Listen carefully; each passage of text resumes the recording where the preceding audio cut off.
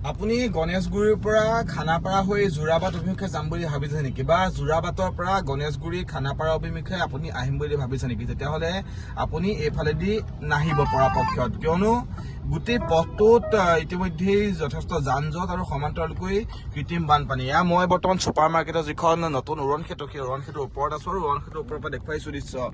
এয়া হৈছে উৰণ সেতুৰ ওপৰৰ দৃশ্য আৰু যি ইতিমধ্যে কৈছোৱেই যে কৃষি ভৱন সমান্তৰালকৈ 6 মাইল যোৰাবাট, তাৰপিছত খানাপাৰাৰ পৰা মই যিখিনি আহি আছো দৃশ্যসমূহ ইতিমধ্যে আনখন স্ক্ৰীণত লগাই দিবলৈ যত্ন কৰিছো যে গোটেই 6 মাইল উৰণ সেতুখনত কৃত্ৰিম পানী তলত আৰু ওপৰত হৈছে বৃহৎ যান জঁট আৰু যান-বাহনসমূহৰ তীব্ৰ যান জঁট আৰু সমান্তৰালকৈ এখন নতুনকৈ নিৰ্মাণ কৰা যি ভগদত্ত উৰণ সেতু, সেই উৰণ সেতুৰ ওপৰতো আচলতে যি ছুপাৰ মাৰ্কেটৰ নতুন উৰণ সেতুখন, ৰুপিনীগাঁৱৰ নতুন উৰণ সেতুখন, সেই উৰণ সেতুৰ ওপৰতো যি গণেশগুৰিৰ পৰা যোৰাবাট অভিমুখী খানাপাৰা অভিমুখী পথত বৃহৎ যান জঁট, সমান্তৰালকৈ যোৰাবাটৰ পৰা বা খানাপাৰাৰ পৰা গণেশগুৰি অভিমুখী পথতো বৃহৎ যান জঁট ইতিমধ্যে সেই দৃশ্যসমূহ দেখুৱাইছো। আৰু এনেদৰে আচলতে তলত কৃত্ৰিম বানপানী, ওপৰত যান জঁট, সেই যান জঁটে জ্বলা কলা খুৱাইছে প্ৰতিগৰাকী লোকক।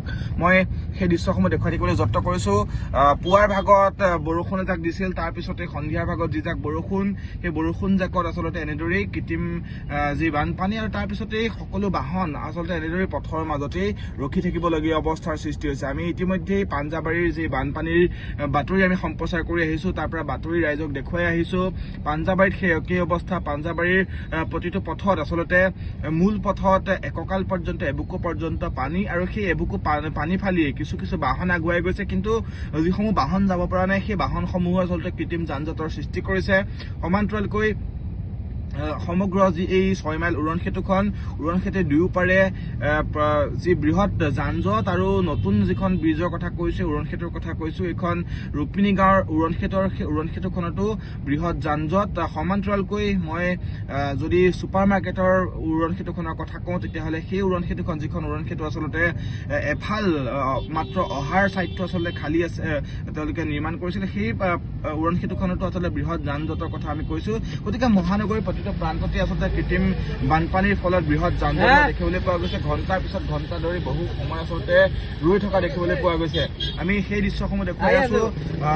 প্ৰতিটো স্থানতেই আচলতে কৃত্ৰিম বানপানী আৰু তাৰপিছতে কৃত্ৰিম বানপানীৰ ফলত যান জঁট, আৰু যান জঁটৰ বাবে ঘণ্টাৰ পিছত ঘণ্টা ধৰি আবদ্ধ হৈ থাকিবলগীয়া হৈছে প্ৰতিগৰাকী যান বাহন লৈ অহা প্ৰতিগৰাকী লোক। দুচকীয়া, চাৰিচকীয়া বাহন, সকলো বাহন ইতিমধ্যেই কিছু ঠাইত বিকল হৈ পৰিছে, কিছু ঠাইত পানীৰ বাবে যাব পৰা নাই। গতিকে প্ৰত্যেকটো স্থানতে বা GS ৰোডৰ সমান্তৰালকৈ খানাপাৰালৈকে গোটেই পথছোৱাত কৃত্ৰিম যি যান জঁট হোৱা দেখিবলৈ পোৱা গৈছে।